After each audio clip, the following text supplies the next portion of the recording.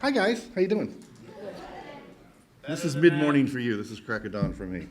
So, I did this workshop several years in a row and then was not doing it for a few years, and I'm back. So I feel kind of fresh and nervous like you guys. So, thank you, Alyssa and Miriam, for having me back.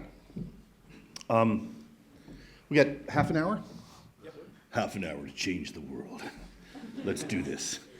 And he spent 20 minutes on the intro. Like, if half of this stuff was true, I'd hire me. Really. Okay, guys, so here's the thing. Right now, you feel it, man. You're young.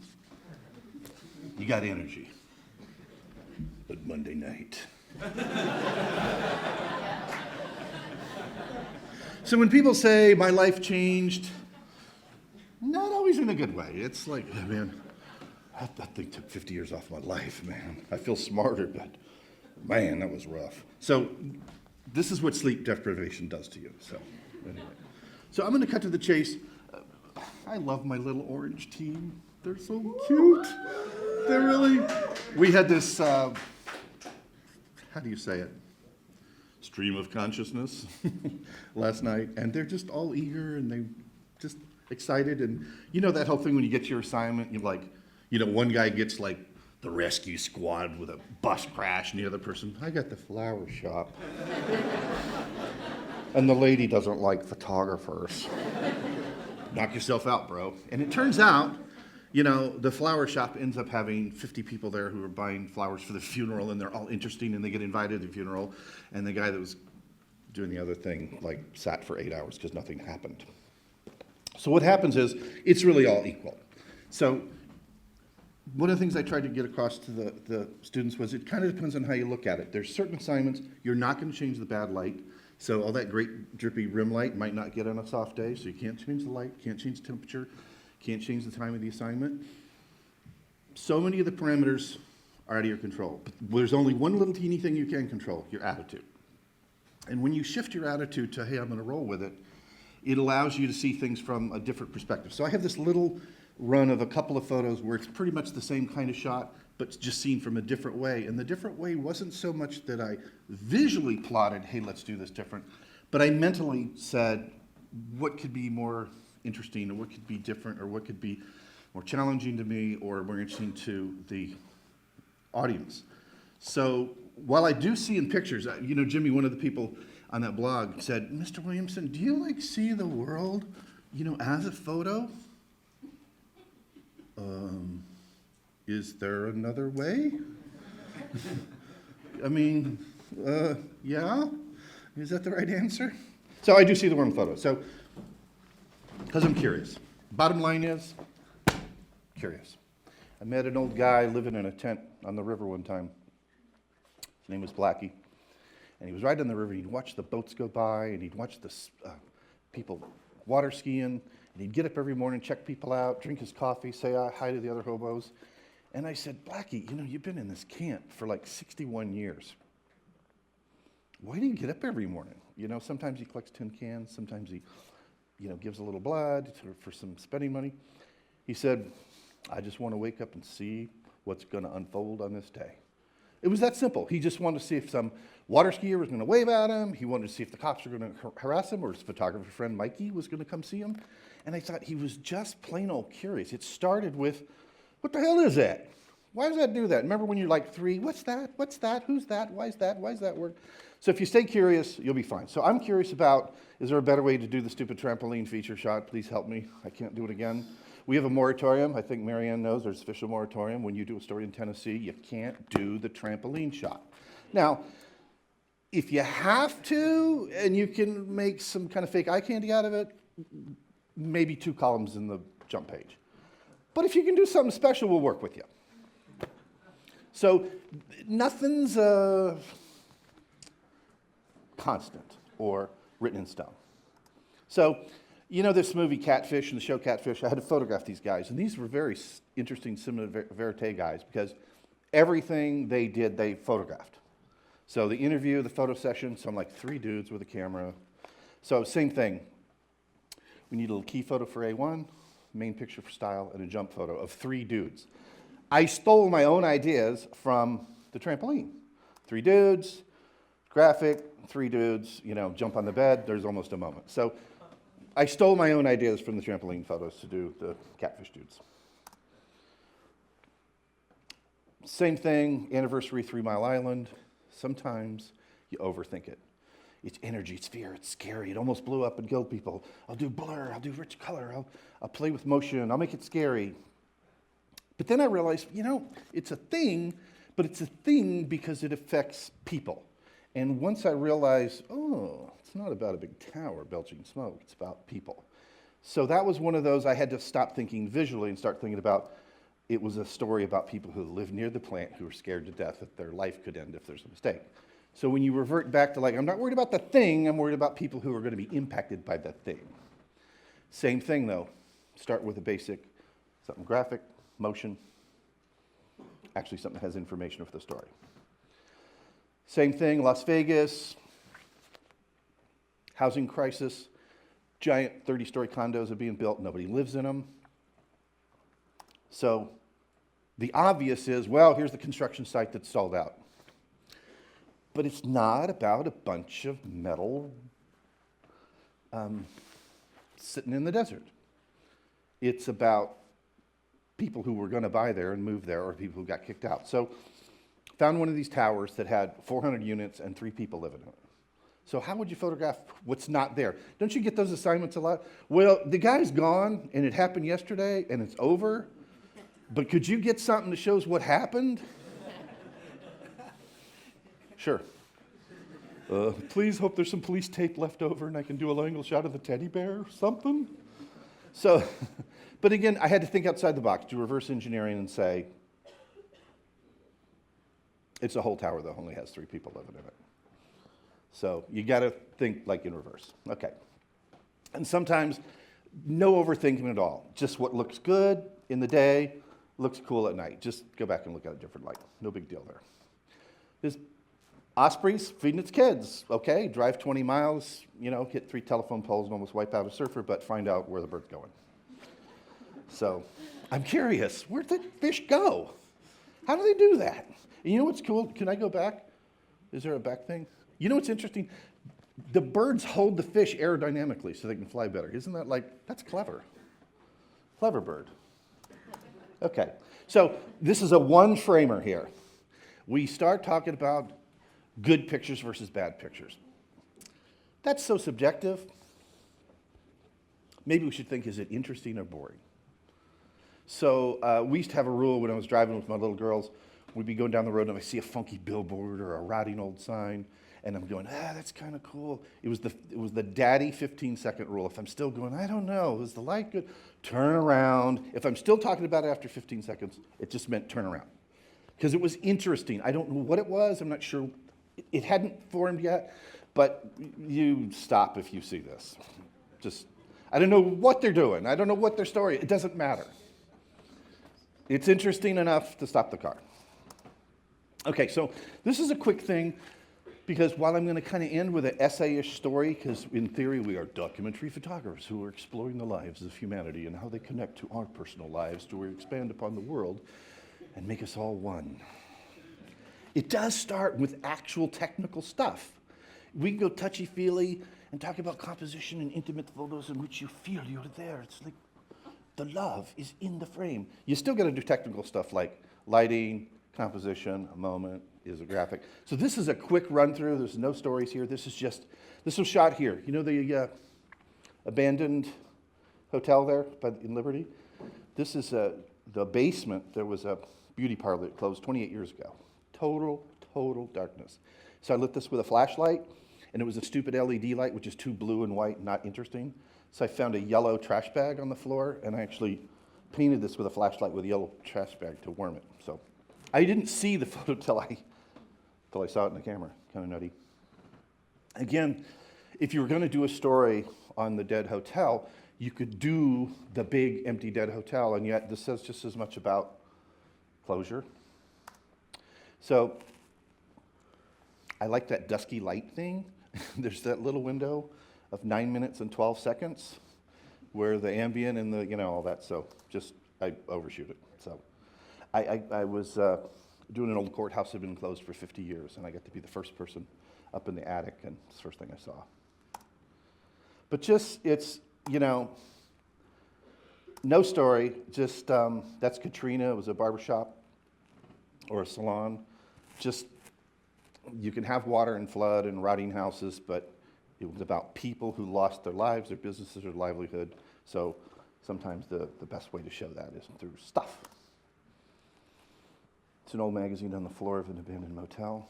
But it's like, what is that? What is that? Well, I win, because if you're asking, I win, right? So you don't see the guy's face, but you know what he looks like. Hardworking guy, 40 years picking apples from Jamaica.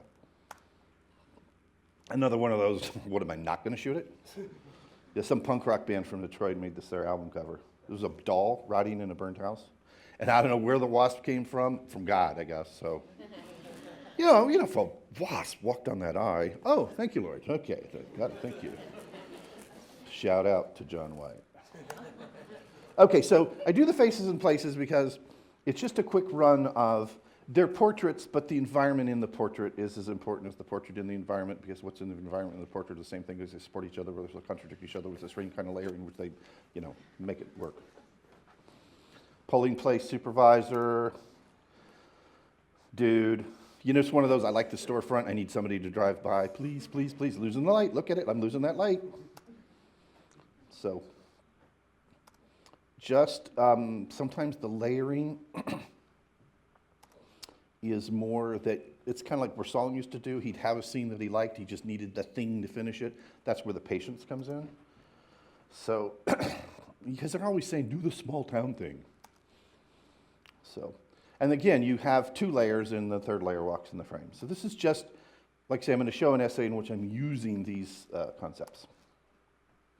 4 light sources here. Ambient, the candle, teeny light inside the church. And you know what I actually did? I wanted this red streak, so I put a brick on my brakes so the little light would come in. So that's, like, if it went into gear, I would have killed 9 people on the highway. But, and just, time, people in strife or in need, it's timeless. Like, what year is this, And sometimes that's what you want. You want to kind of remove anything that tells you where and when. It's the feeling that you're projecting. So, again, just graphic stuff. This was Cleveland. This is not a nothing photo, but I never get up at 6 in the morning. And this is just to prove to my boss that I did. So,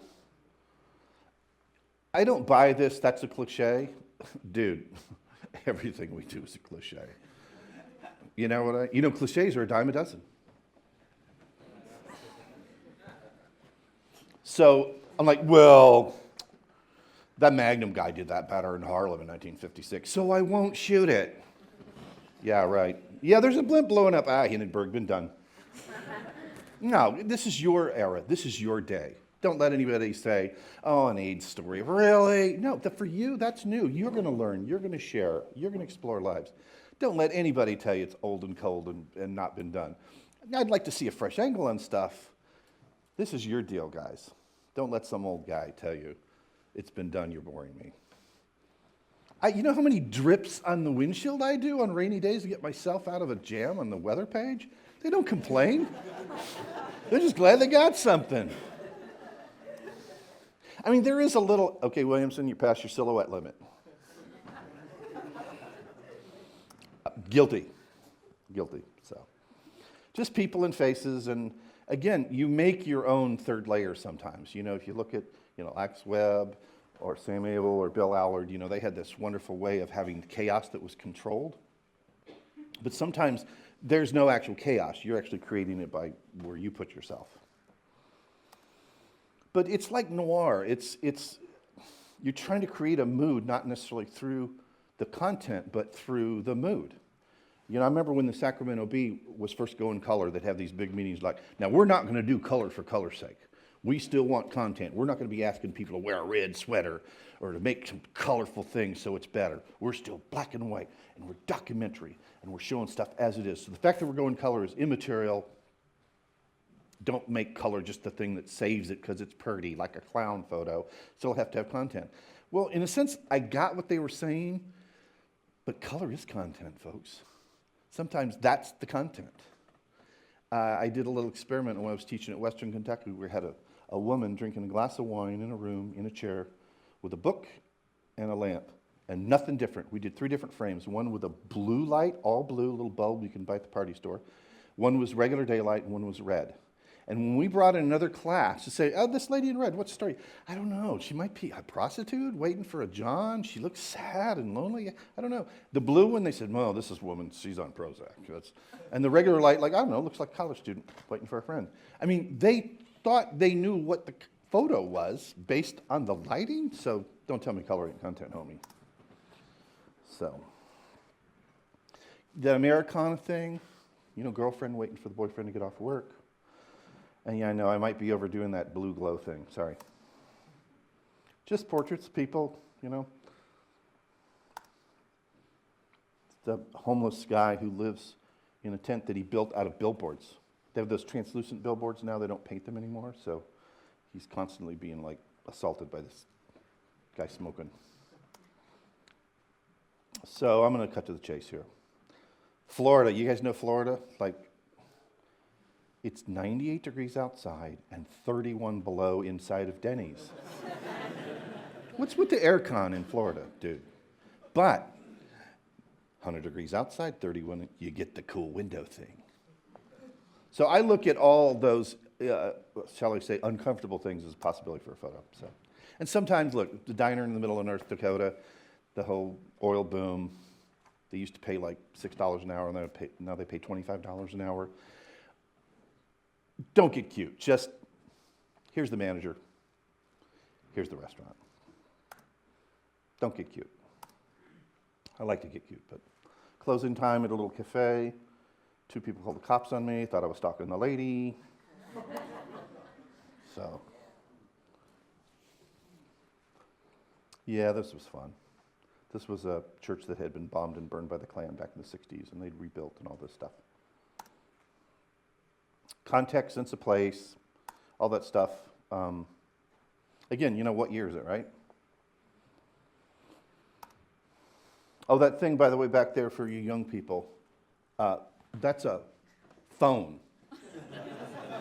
It has this thing, this dial thing, and I shot this on I don't want to get too foreign, film. It's a silver halide crystals on plastic that have reacted to the refractive light. Okay. Oh, that's the upper parking lot. There was a little problem this morning with the mud. All right. Please, somebody walk by. I'm losing light. Please, somebody walk by. Please. Katrina, foreground, middle ground, background. Purdy Road. Watermelons, $3 each. This one, I feel terrible. Ready for this? I didn't even get out of my car. Sorry. It happens. This is a guy I'm still doing an ongoing story. He's on this gas station for 66 years. Anniversary, they spend every New Year's having dinner at the same place, 27 years straight.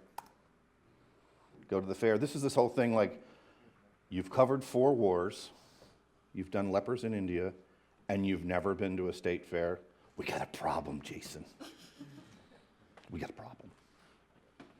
All right, so this is my guy. Everybody says, man, how many frames it take to shoot that? No, the question is not how many frames, right? How many glasses of iced tea did I drink? 100-year-old guy.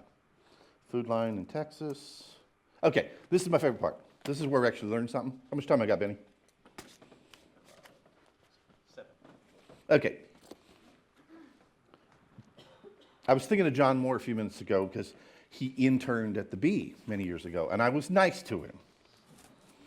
Unfortunately, despite the fact that he had a moderately successful internship, you can see he didn't do shit after that. His career's choked. But maybe he'll get inspired with a workshop and show some of the promise we saw when he was at the Bee 25 years ago. I still do the silly daily assignments like y'all are going to do.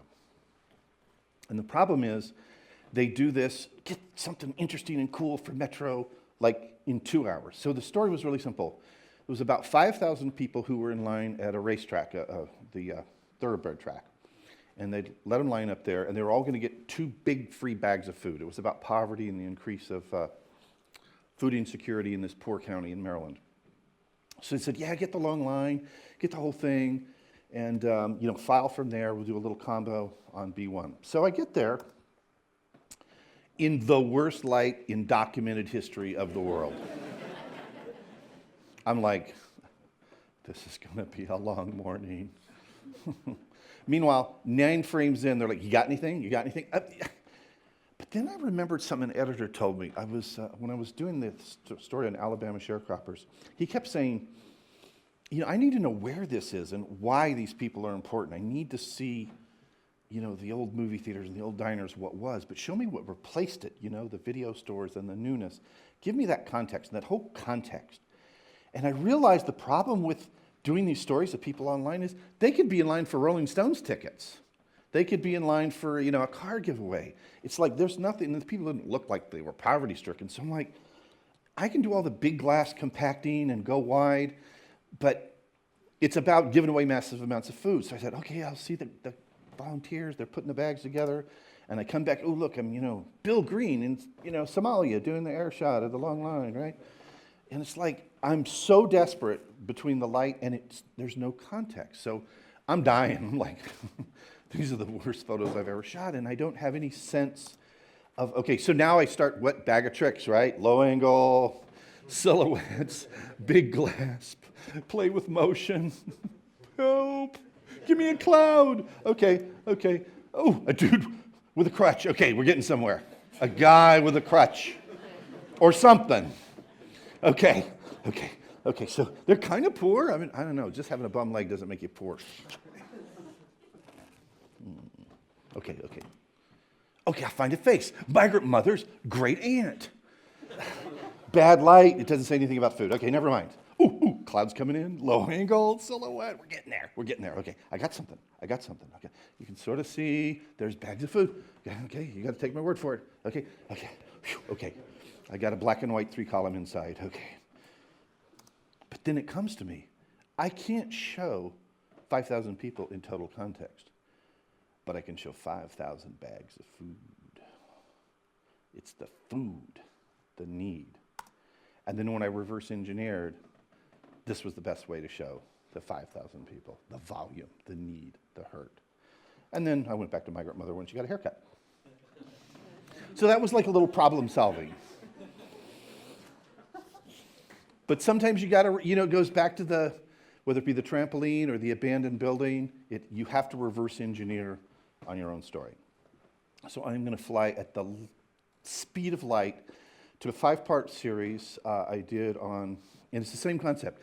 They cut food stamps massively, $238 billion. It affected people all over the country, went to 5 different areas of the country to show how is your life now that these cuts have been made. And that's another one of those, how do you show what's not there? Well, is your refrigerator empty at the end of the month? Okay, that's one frame. What it was is their whole lives changed. They had to take the bus to the church to get free food. They had to cut to 2 meals a day. They had to go, give plasma and collect tin cans. So this is like the world's fastest fly-through. And it starts with kids who got food during school time, and the problem was during the summer, no food. So they came up with a plan to take the bus to their houses as if school was in session and feed them on the bus. So that's how they made up for this gap on hungry kids. They just said, we're going to keep running the buses just like we did, only they're not going to the school. They go to everybody's house, feed them real quick, and then go to the next house. So this was part one, was they give them a sandwich and some fruit and some this and that. This was basically food's coming on the school bus. I'm going to kind of really zoom here. You get the idea. But what I want you to see is I was taking my own advice of sense of place, color, richness, moment composition, all that stuff. It's to tell a story. The story is still people and moments and going through stuff, but you're visually making it kind of tasty so that people will look at that story. You know, there's been this thing about, are we making, you know, conflict and pain too artistic, too, you know, like a Raphael painting? Well, people won't look at it if they don't feel they can connect to it and feel some empathy that could be me. So yeah, you use photography to show how normal people are in an abnormal situation. So it was both about the people who deliver the food, the people who get the food, the bus driver who volunteers. But look at that, I get to eat. I mean, it's just a simple photo through the bus window of an excited girl. But what does that tell you when the highlight of a 4-year-old is a bologna sandwich? So that's where you can't go heavy-handed with every child looking at you with big eyes starving. You have to make them really normal, and yet to normally be excited just about lunch says a lot about our country.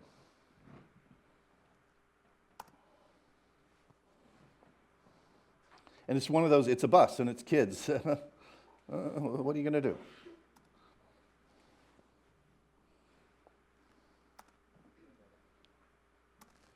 Am I getting that, dude? If you're not off in 5 minutes, we're going to kill you. Okay. So like I say, this was 5 parts, and fortunately, if you only go 5 seconds, you can run through them quick. This was down here in Texas, down there in Texas, and part of the context of this story, a different angle, was a lot of the food they get is not healthy. So they're still hungry, but it's not healthy food. So there was that whole, the culture of unhealthy food. But you get the idea in any of these photos. They invented that down there. No, it's for what it is. It's a quick pick-me-up. A little messy to eat in the car, though. This is that school program. They actually say, if you eat this lollipop, this is how much sugar you just ate. And the kids are going, ooh. So, yeah, they're like, oh, I like lollipops, but I'm not going to eat a cup of sugar. Yeah, you just did. So what's good food, what's bad? But you see how you have to do both literal stuff and figurative stuff to tell these stories. You know, literally, let's teach people to eat better. Help them exercise. But in the end, they're picking the very fruit that they sell to Whole Foods that they can't afford. If that's not irony, I can't help you. So there's a little town in, is it Rhode Island, New Hampshire? Somewhere up there where they say pack the car. But this was the idea of how important the food pantry was and how the whole culture changes. The beginning of the month, all the stores stock up with stuff to sell to poor people.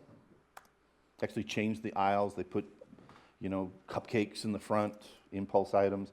So spent this 2 weeks with this family and how food affects them. Dead town. Number 1 employers, Domino's. Nobody has cars. Okay, so this was a family in D.C. who just underwent massive cuts, and the lady actually asked 2 of her adult children to move back in with her so they would qualify for food stamps, so they would have enough money to feed the other 3 kids. So that was a tricky one to navigate because it shows how they have to get food at food banks and get donated clothes. It's all those other areas, learn the bus routes to places who give away free food. It changed all aspects of their life, and yet they still tried to live very normal. But then there was the day when the check did come, and she spends it all in one day, has a month's worth of food, and it's go time. So that was the fridge before shopping. They load it all up, and then, you know, food. So sometimes you do have to go literal with the before and after. So this ends with down in Florida, where old people completely qualify for food stamps, but their pride won't let them use them. And this is a lady who's a recruiter. It says, look, you've paid taxes all your life. This is yours. These are very destitute people living in trailers. And this lady's like, don't feel guilty about taking the stamps. You deserve it. You earn it. You need it. So this is a profile on this recruiter and the people that she visited every day.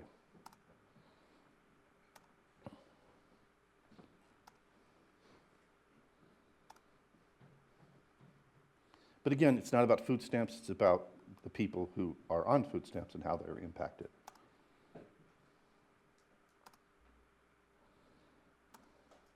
So many people would say, man, I worked all my life. If you would have told me, I would be here.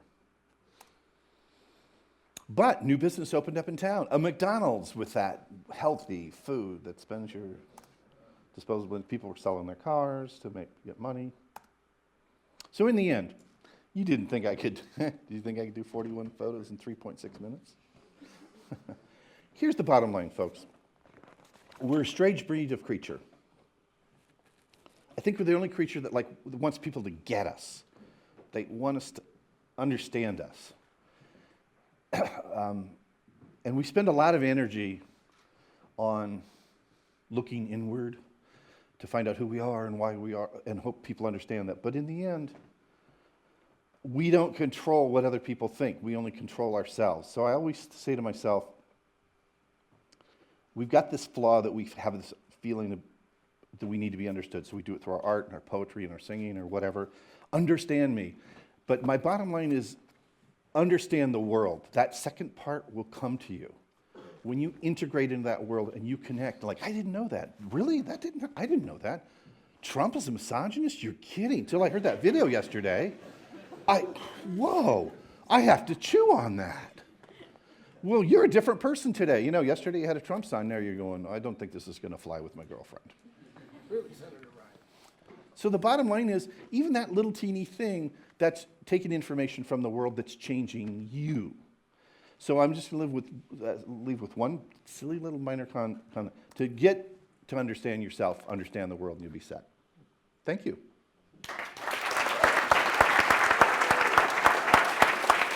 Are we good?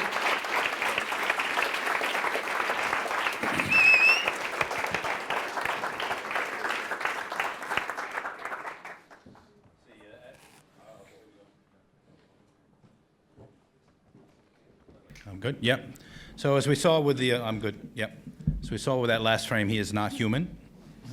He did just prove that. Please, guys, gals in the audience, one question for Michael. There it is, first hand I saw in the back.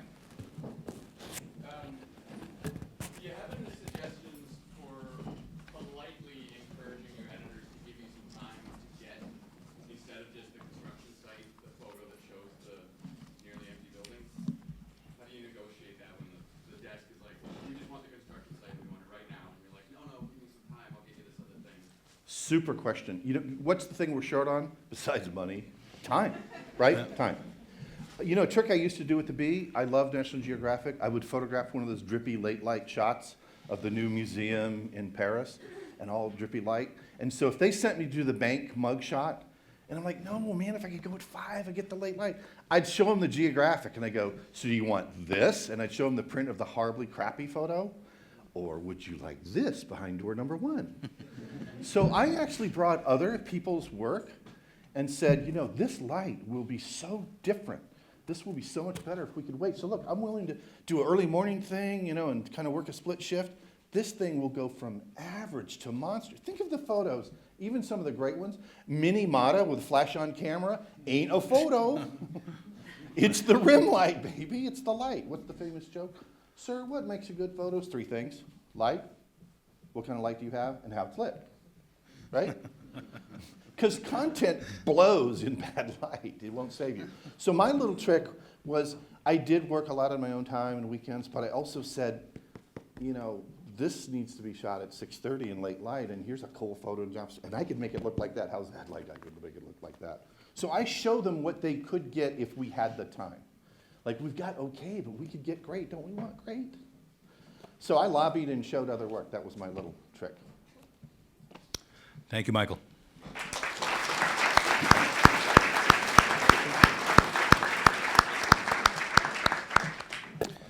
All right, it's been a fun morning so far.